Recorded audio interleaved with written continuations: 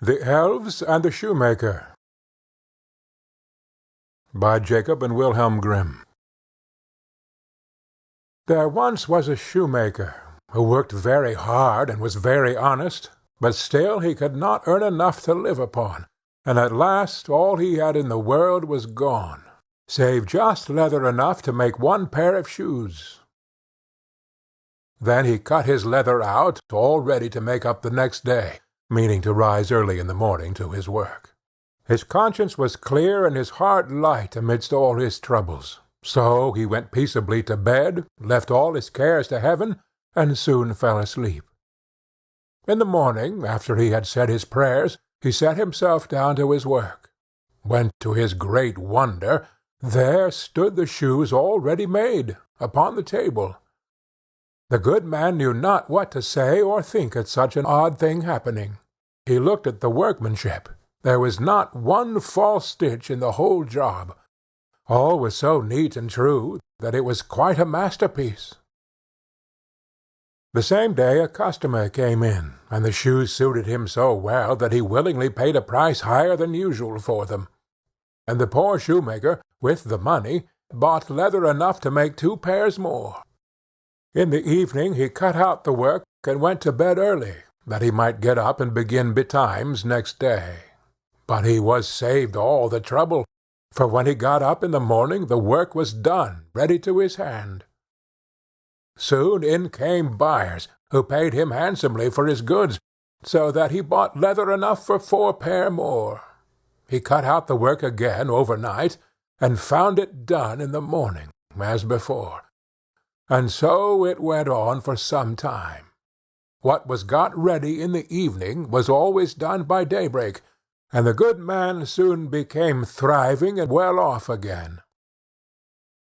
One evening, about Christmas time, as he and his wife were sitting over the fire chatting together, he said to her, "I should like to sit up and watch tonight, that we may see who it is that comes and does my work for me."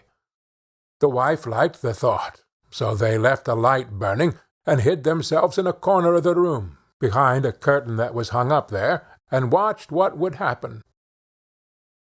As soon as it was midnight, there came in 2 little naked dwarfs, and they sat themselves upon the shoemaker's bench, took up all the work that was cut out, and began to ply with their little fingers, stitching and rapping and tapping away at such a rate that the shoemaker was all wonder, and could not take his eyes off them. And on they went, till the job was quite done, and the shoes stood ready for use upon the table. This was long before daybreak, and then they bustled away as quick as lightning. The next day the wife said to the shoemaker, "Those little wights have made us rich, and we ought to be thankful to them, and do them a good turn if we can. I am quite sorry to see them run about as they do, and indeed it is not very decent, for they have nothing upon their backs to keep off the cold.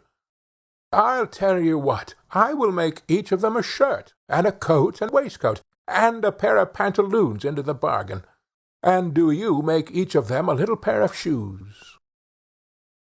The thought pleased the old cobbler very much, and one evening, when all the things were ready, they laid them on the table instead of the work that they used to cut out, and then went and hid themselves to watch what the little elves would do.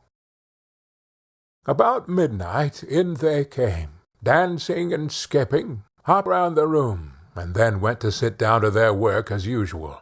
But when they saw the clothes lying for them, they laughed and chuckled, and seemed mightily delighted.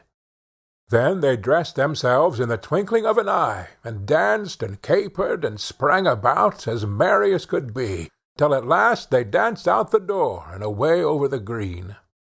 The good couple saw them no more, but everything went well with them from that time forward, as long as they lived.